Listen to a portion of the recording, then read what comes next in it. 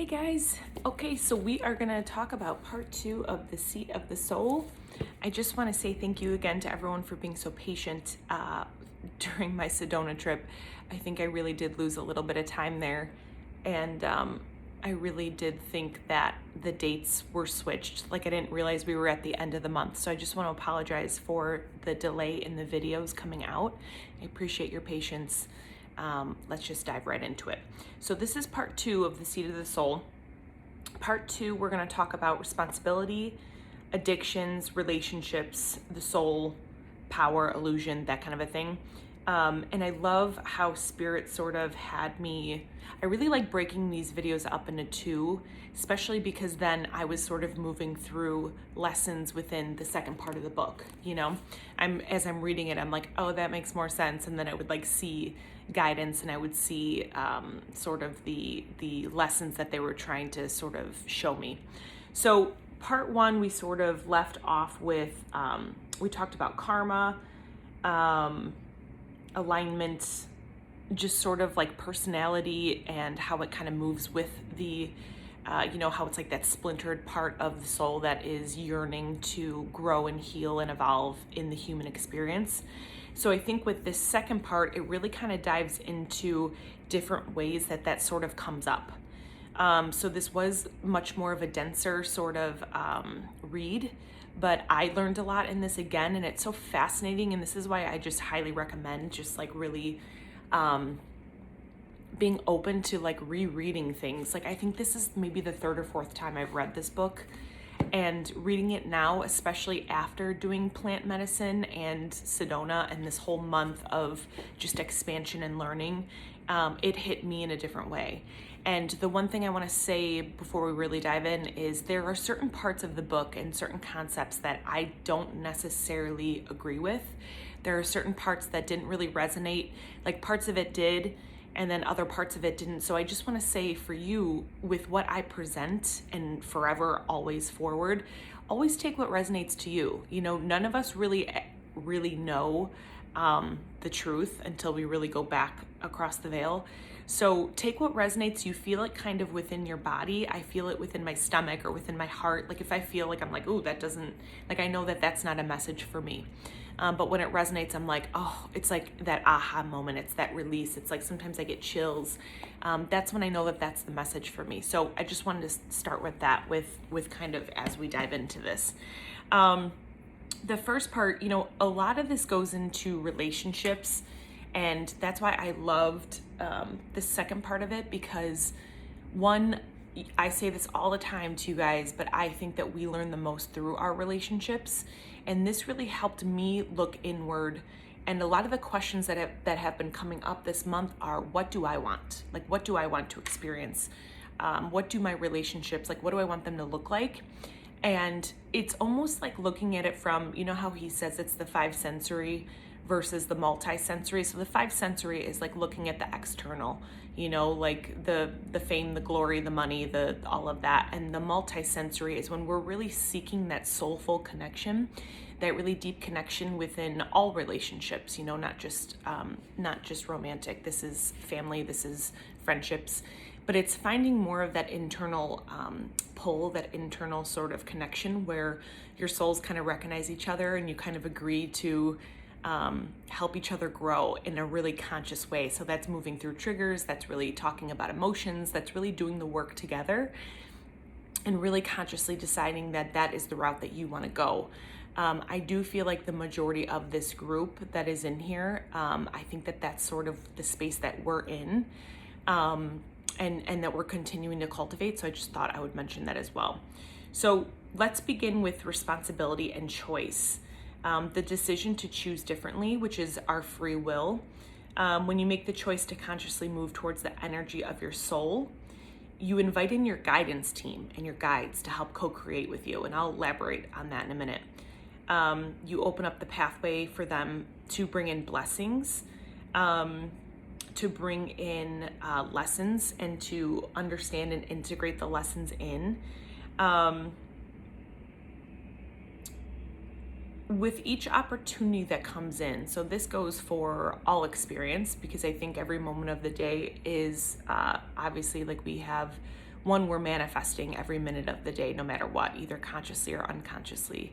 But two, if we really pause and stop and look at what is being presented to us, and we really ask ourselves, like, what is it do we want from this situation, or what am I learning, or what is this showing me? That, I feel like, brings in that choice, that free will, and we're taking personal responsibility for our actions. And this goes in with the whole karma thing. He talks a lot about the karma, and I kind of want to just explain how it resonates with me, because I think through our lives before, I would say for me previously as well, like, it was this like negative sort of aspect, like good things happen to bad people and like all this stuff, and that goes into past lives and all that. But what I think karma is the direct reaction, right? We talk about cause and effect, like we have to have one to have the other. Whatever we're doing, there is going to be like an effect from what we're doing, because we're energy, like we're power, our thoughts, our speech, our physical action, like everything. So what I think karma is the direct reflection and the direct reaction of our cause. So it's like, if we're thinking negative thoughts, or I don't even want to use the word negative because that's not even a real thing, but if we're thinking thoughts of fear, and we're causing, and we're using fear as the sort of root of why we're making a decision, or why we're yelling at someone, or whatever it is, that's going to be part of the effect. Like, we're going to bring more of that in. So when I think of karma, it's like, if you're looking at, like, I don't even want to say bad karma, but looking at karma to me is, and this is where I feel like it's more neutral. I don't think it's good or bad. I really do feel like it's that neutrality piece of, it's just the direct reflection of where your conscious energy is, like in your actions, in what you're putting out. And I think when you really start to bring your awareness around that, that's when you can really sort of change the dialogue, change the game. Do you know what I mean? If you want to experience more positive love or abundance or whatever it is, like, we really have to align to that frequency, and we have to do things that create that come from that. And because of that, the reaction and the effect of it brings that in. So when he talks about like moving towards energy of your soul, that's what that feels like. It's that conscious part of us where it's like, okay, how can we consciously create more love in our life, versus before, and I'm speaking on behalf of myself, before I really opened up to any of this, and I was living more in that five sensory, where it was like I was so closed off and in my coping mechanisms and in the illusion and in the ego. And this is not a good or bad thing. This is where I learned, you know what I mean? Like, because of that version of me and those experiences, it created this version. So I have nothing but love for that part of me. But that's where I really closed off to any external guidance. Like, I don't even think I really like tuned into intuition or like anything like that. And I think when we start to live from a place within our soul, like if we really stop and ask ourselves, like, with the free will and the choice and personal responsibility for our actions and our thoughts and our energy, that's where I feel like, one, we're consciously creating, but two, we're aligning to our soul. And when that happens, I feel like naturally, when I would say spirit enters within our heart, we're everything stems from here. Like, everything branches off from here. Everything begins in here, and including spirit, including love, including, everything. So when we talk about the choice of free will, this is where that comes in, where if we really pause and ask and look, and we're like, okay, what is this showing me? We are bringing more conscious energy into it. We're bringing more of our divinity into it, more of our divineness to really step forward. He talks about temptation, and I didn't really, like, he had said it's like a dry run to see, like, if we can create negative karma, and like he kind of used it in this language that I didn't really agree with. But then he had said, like, temptation isn't a trap, it's to serve a purpose to evolve your authentic power. So I don't necessarily agree in anything in regards to temptations.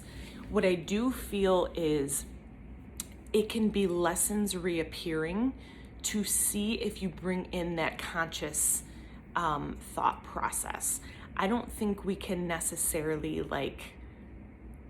I don't think we can fail anything. I don't think we fail a test because we chose something, or, temptation to me, and this could be just my own interpretation because of, my Catholic background, but temptation is Adam and Eve, when they ate the apple, they were tempted and then they fell, and, then it was shame and it was all these things. And I don't necessarily agree with that. I understand, I'm starting to explore more of that, the metaphor behind it, but I think that with temptation, I think that it is an opportunity when we're presented with opportunities to bring in consciousness. I guess I could label that as a temptation, right? Because sometimes it's really easy to just go back to our old coping mechanisms, to just kind of go back and be I don't care, I'm scared, I'm not going to deal with this, I'm just going to turn away and whatever. But within that still, it's we're consciously choosing that. So, I don't think we can necessarily fail anything with temptation. I don't necessarily really agree that there is any temptation. I think that it's all opportunity to strengthen something up within us that's ready to be strengthened. Because if you're tempted to live in more fear, or tempted to kind of resort back to the illusion or whatever it is, that in itself is a huge growth opportunity to really dig into and ask yourself why and what part of that trigger or that temptation really wanted you to sort of use old mechanisms. And I think within that space, that's where the growth happens. That's where that wisdom comes in, because then we get to apply what we're learning. And that, to me, we're applying the knowledge to gain the wisdom. But I think that with choice and free will, that's been coming in a lot, where we really get to stop, pause, look at the trigger, look at what it's being presented, and choose differently. And when we choose differently, we're choosing consciously, and we're bringing more of that into our lives. He talks about, let's see. Yeah. So he goes into more addictions type of a thing. So I'm gonna kind of see where this goes, because this was actually really quite fascinating to me with the addictions. And if I can remember with Gary Zukav, he actually had a sex addiction. I'm trying to think back to an interview I listened to with him and Oprah. So I think that a lot of this part was really rooted in that, and I appreciate that, and I love that, because this can be applied to any addiction. I used to be addicted to food. I use that as a major coping mechanism to help me work through emotions and through my trauma. So I can kind of take some of this and apply it to that. So he talks about addictions are strong parts of the resistance to the energy of the soul. It's like a separation of healing. I think of it as because I've been working with a lot of resistance lately, where it's almost out of that fear, that powerlessness, where I'm resisting because I'm scared of what kind of comes in. I'm scared of what comes next, and I resist it, and I kind of push it away. But in that space of that resistance, if we looked at, let's say, the duality of resistance, it's just a little bit of space where if we just kind of flipped it, it is healing.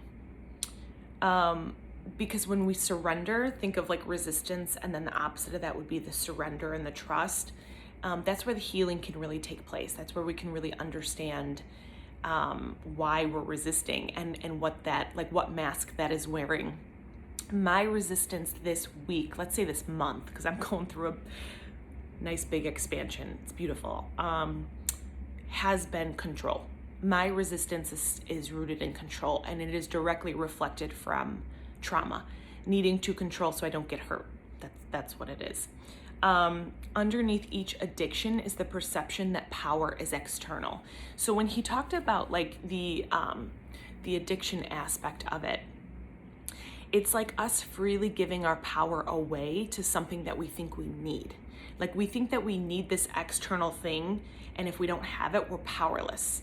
So thinking about food, I would use food as I needed that to fill me. I needed that to feel something. And that's about that was when I would give my power away, right? And I would search outside of me for something that I think that I needed. when in reality it was just a part of my resistance to looking at the trauma or looking at the coping mechanism and where that stems from, and the healing aspect of it. There's a lot of power in what I'm realizing. There's a lot of power in asking yourself what resistance means to you and how it's showing up. Because I felt the resistance, I felt that sort of like wall, and I was like, why am I doing this? Like, what is this? What is this showing me? Like, what is this? I had put a note to read part of a chapter, so I'm gonna read that now.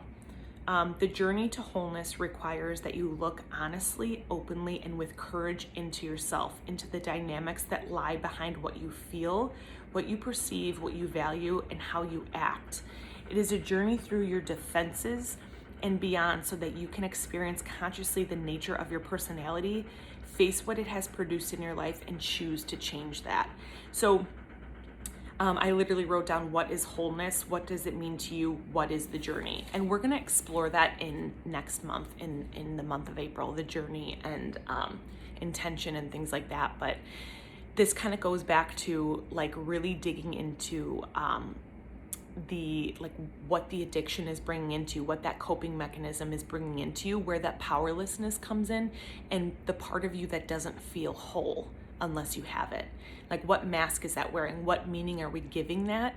And when we start to look at that and dig into that and look at our personality, like, oh, I just use this as part of my coping mechanism to feel loved because of XYZ. And it's like, okay, well, let's try to change that dialogue. Like, how can we choose differently? Bringing it back to the personal responsibility, to the choice of free will. Like, how can we choose differently in this situation? Instead of resisting it and continuing to use something external, why don't we like let go of that, or, begin to slowly let go of that and start to choose differently? How can it look differently? The one question I have been asking myself when I am moving through a lesson, I'm like, okay, I see this. When have I felt this before? When have I felt fear before? When have I felt shame before? How can I choose differently than I did the last time? And then I work from that space, because that to me feels more empowering. It feels more authentically empowered. Addiction, where do you lose power within your life? He talks about like the acknowledgement of it, how it's hard to acknowledge that, because I think the fear comes up with, oh crap, I'm using it because of XYZ, and that's really scary. Like, I'm using food because I'm scared to look at my trauma. I'm scared to look at my sexual abuse. I'm scared to look at what that created, because it is scary. And it doesn't have to be as, and I sometimes I forget this, that, it doesn't have to be something of that magnitude. Any trauma is any trauma of any emotional impact that has had on your life. So I'm just using that because that's my own personal situation and where I've been pulling from lately. It's acknowledgement and knowing that a part of you is out of control. And either you have two choices then when you acknowledge it. It's either leaving it and continuing to give your power away, or changing it. And both are scary. One is fear of staying the same, and two is changing and the uncertainty that comes with it. Because when you change it, you're changing your life, you're changing your perception, you're challenging your belief system, you're challenging your coping mechanisms, you're challenging your mind, you're challenging everything that you've been using that has been sort of working, and you're changing it. And that is scary, and it takes willpower, and it takes energy. So I get it. When moving through the addiction, pausing to make the choice to look at it. The opportunity to heal the addiction is a compassionate opportunity from the universe to heal this aspect of your soul. The more deep it goes, the more wider the expansion. So it made me think of the duality. The more depth of heartache we feel, on the opposite end of that, the more love that we can then feel. So I remember being in part of the dark night of the soul, and I was in the depths of just dark, empty, void, emptiness. And I remember thinking in my heart, like, this is the most empty and most scared and fearful I have ever felt. It had challenged everything that I had thought up until that point. And I remember thinking, like, wait a minute, if I can feel this level of emptiness, imagine the amount of love I can then bring in. Like imagine, and it's so funny because that's connecting a dot right now. So thank you everyone for holding that space. But think of the then magnitude of the expanded level of love awareness that you can then bring in and hold within your space. So there's power in taking back that external power. There's power in looking at the addiction. There's power in looking at the coping mechanism and healing that part of your personality and your soul, because you're coming more into union and rediscovering more of your wholeness, of your birthright, of who you deeply are. It's really quite beautiful. Each time you choose your soul, you're aligning more with the non-physical, which strengthens up your guidance, which makes sense. You know, every time you're turning more into your heart space and living from there, you're choosing to use divine source, like your divineness. And with that, you're strengthening up your intuition. You're strengthening up your connection with spirit, with your guidance team. That's evolution. Okay. Let's talk about relationships. So this is really interesting. He talked a lot about the difference between marriage and spiritual partnerships. And this is where a lot of sort of growth has been happening for me. So I really connected to this portion about how our society measures marriage as, and this is just some, this is not all marriage. And I'm saying this because this is how I measured my marriage when I was married. And because of that, I've been able to sort of tap more into this spiritual partnership aspect. And I say that it doesn't have to be one or the other. You can bring a spiritual partnership into marriage. So I'll say that, but let's start with just like the society norms of marriage, where it's this like external factor, you know, needing the house, needing to be married by a certain time, needing to have this, needing, you know, kids and, you know, just whatever society has told us, versus, a spiritual partnership where you are agreeing with your companion, with your person, that you're gonna like stay there no matter what, and you're going to sort of face your own depth with each other, and you're going to heal with each other and through each other. And it's this like beautiful spiritual connection where you understand that what they are mirroring to you is a part in you that you're healing, and vice versa. And you hold space for each other while doing that. You're not doing the work for each other. You're holding space for each other while they explore that, a safe space, a loving space. And with that becomes like soulful growth. It just feels really beautiful. Within the partnership, you're recognizing more of the soul and evolution in your own authentic power. And you're connecting more with the non-physical. Like you're bringing that essence in, versus just sort of that external factor of society, of what they've told us. You're using your multi-sensory together, you're creating a community, you're diminishing fear, you know, and I say this just in general, this isn't just relationships, but I say this with my clients. Like when I'm working with clients and I'm quote unquote healing clients, let's say it's like a Reiki session or a reading, they're just mirroring a part of me. And I am healing that within me, which is reflecting back in them. Now, when doing so, and say we look at our community right now, like think of all the things we've healed and where our awareness has gone just from talking through some of this stuff. Because of that, on a conscious level, on a collective conscious level, we are diminishing fear in collective consciousness, because we are working together to share and evolve and grow, and we're holding space for each other. This is why I feel community is so important, because this is how you change the world, or this is how you change the perception of the illusion of Earth School. Let's put it in a more esoteric verbiage. With partnership, you're working on creating the world together and healing through one another. You're putting aside your personality needs for spiritual growth, and that's partnership, that's evolution. Personal needs meaning like five sensory stuff, like external stuff, like needing to go buy something expensive because you think it's gonna make you feel better, or like whatever it is. I'm just using me for an example because that's what I used to do. And instead it's like doing the work and turning within and being like, okay, well, why would I want to do that? Like, let's choose differently. Let's look at a more soulful way. Let's evolve this. Like, why do I feel like I need something outside of me to feel whole? Yeah, what's reflected to you in another, you're growing within yourself, like you are healing within yourself.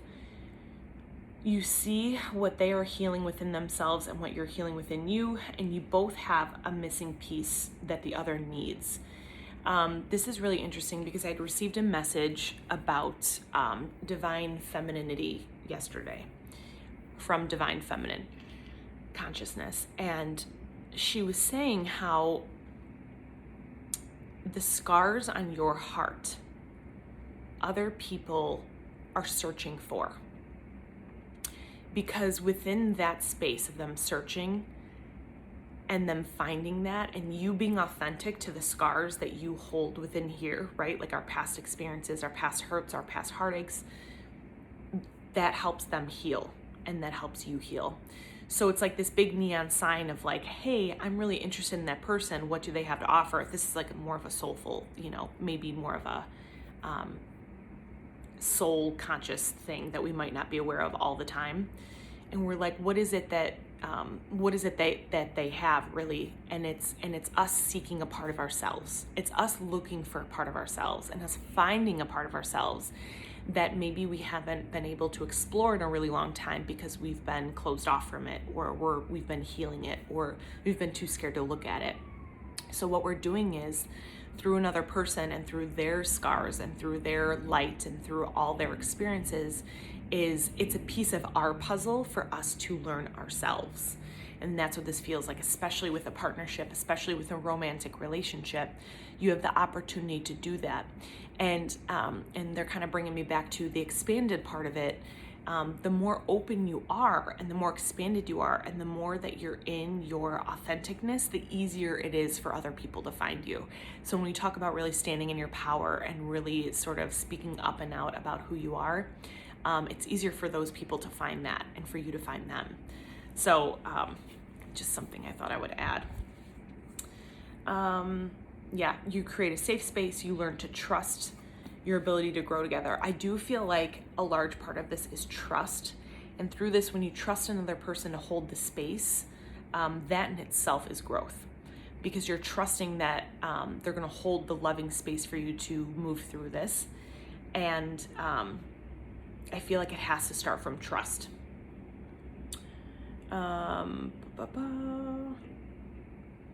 You put yourself, so you walk in their shoes.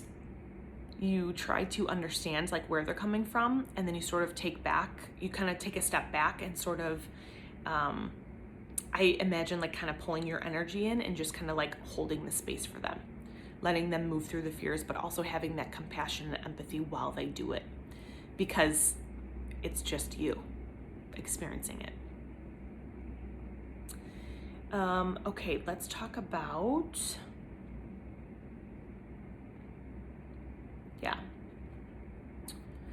I had opened up another page, bear with me. See if I want to still read this.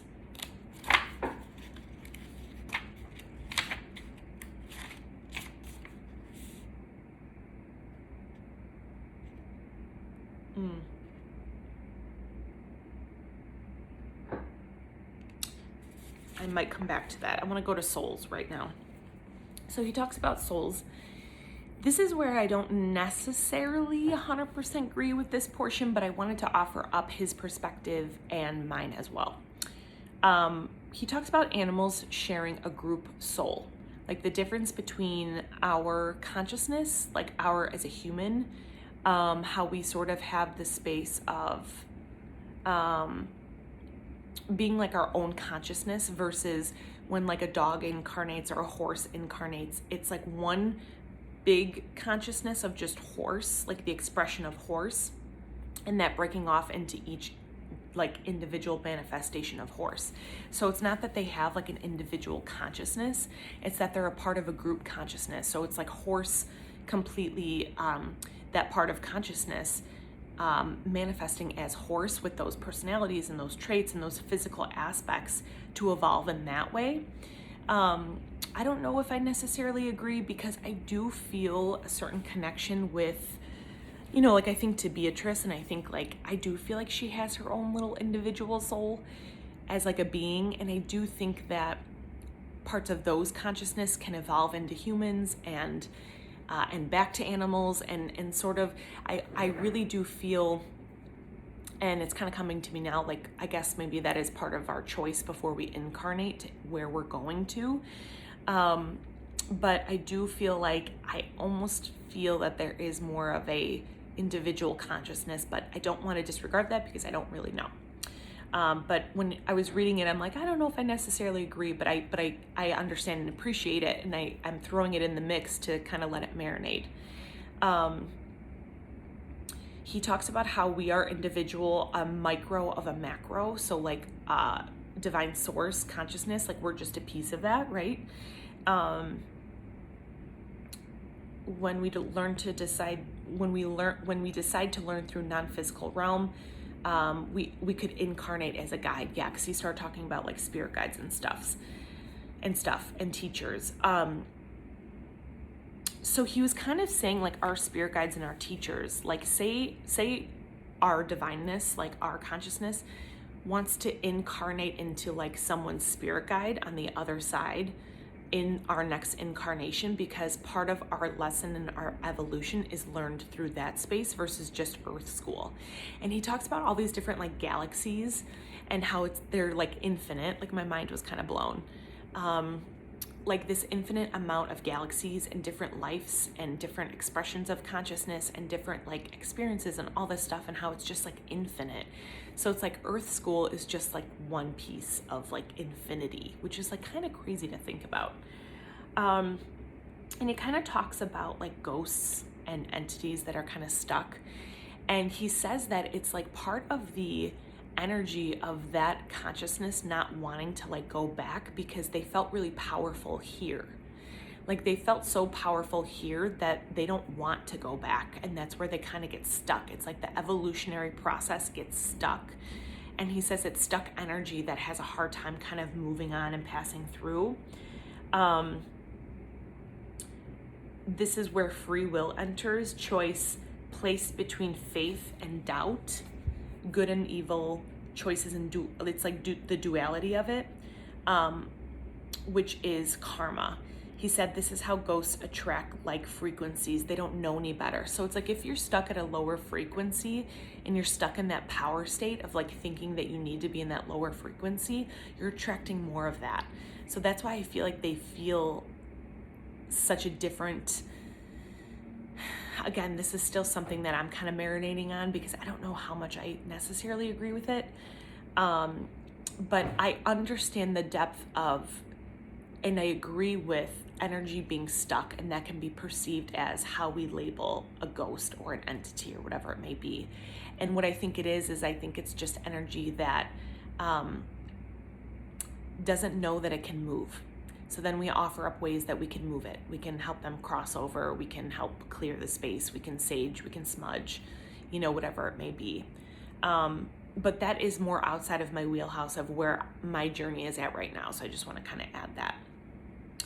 I did like this part. He talks about imagine God as the ocean and reach up and grab just like a cup of that water of that ocean. In that cup, that is the individual. Like that is who we are. It's like our individuality. And he kind of says, within that space, what I think we forget, and I kind of did a video on this where I think sometimes we get mixed up with being human and having a spiritual experience, whereas we're spirit having a human experience. So that's where that really humbles me and reminds me of like, hey, like we are an expression of God. Like we are God expressing ourselves in this human part. And that feels really empowering to me. It feels very sturdy. And I just feel like I want to remind you guys of the power that you have is basically like what's coming in. Okay. Let's see. Yeah, it's like, this is the process of personality, which is that of your soul expanding into your higher self, full power of soul incarnation. Like when we talk about like the cup and sort of using that expression of who we are and this expression and this part of us, it's just the epitome of our soul's evolution. It's just an opportunity to evolve and grow. Let me see here.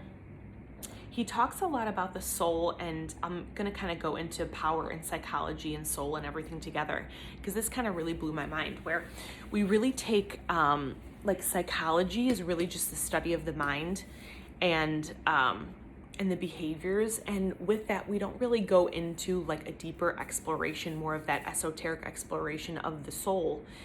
And what I think where we're missing the boat on that is when we think of psychology, and I'm not knocking psychology at all, because I think it's so valid and important and it serves such a purpose for our journeys, but we're only looking at the surface layer.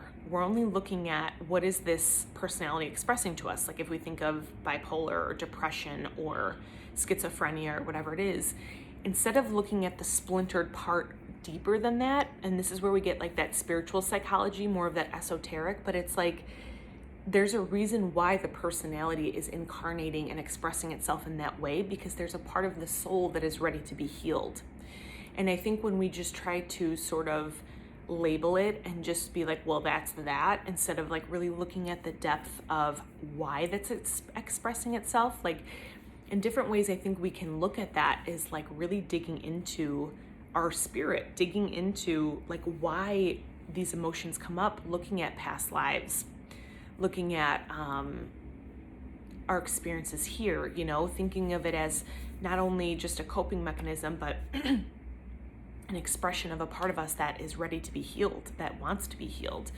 So I loved his concept of looking at spiritual psychology as like mind, body, spirit, soul, because if our soul's incarnating and we're choosing the personality that we're choosing as a part of our healing process, like we're choosing to experience bipolar and depression and all of these things as a part of our soul's healing journey, like imagine the power in that if we dove into that in the human experience. Like think of like if we had someone really unwind that story and unwind that illusion and worked through that, how that would heal that aspect of that personality, how it would heal the bipolar, how it would heal the depression. It just feels, I'm like, yeah, of course, like why wouldn't we think of that? It's like so simple. That's been the theme of the month.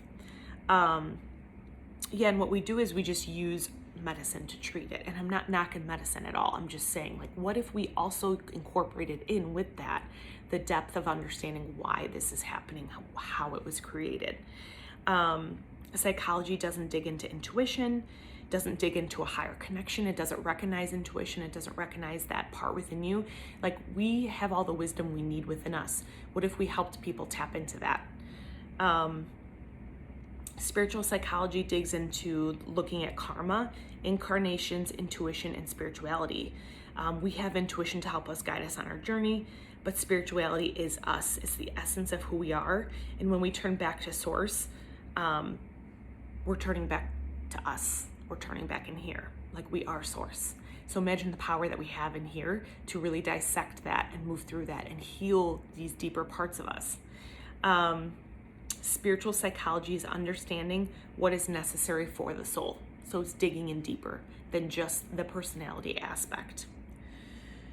Yeah, and he had said this, he's like, let's not run from the unattractiveness of the splintered soul or personality. Let's like actually look at it, dissect it, love it, and show it this like healing and opportunity to really be. Then he goes into like the illusion and how illusions are like a learning vehicle for our soul. It's parts of us that, it's where that fear kicks in. It's where that uncertainty kicks in, like all the illusions of what scares us and how it paralyzes us. And in how that is just a vehicle for our personality. It's a vehicle for our healing.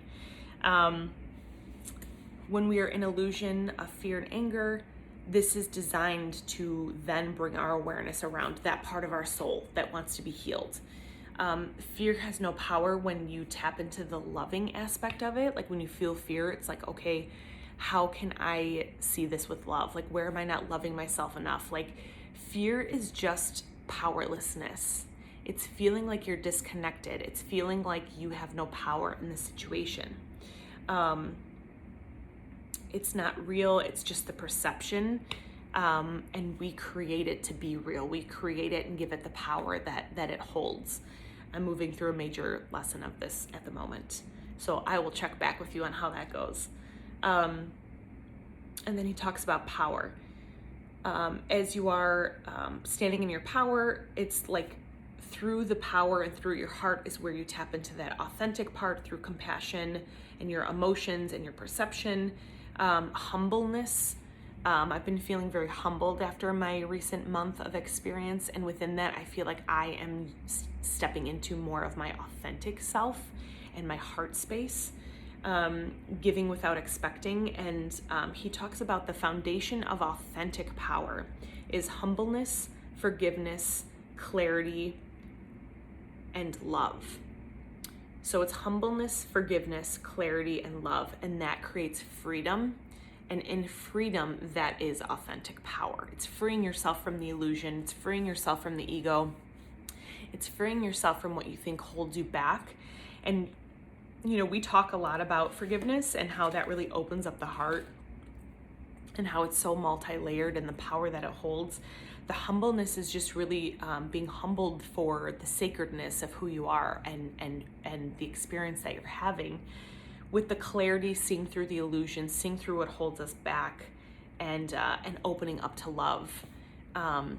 That's really what sets our soul free. That's really what sets our perception free. That's really what shifts our perception to freedom, to authentic power, to understanding the power that we have.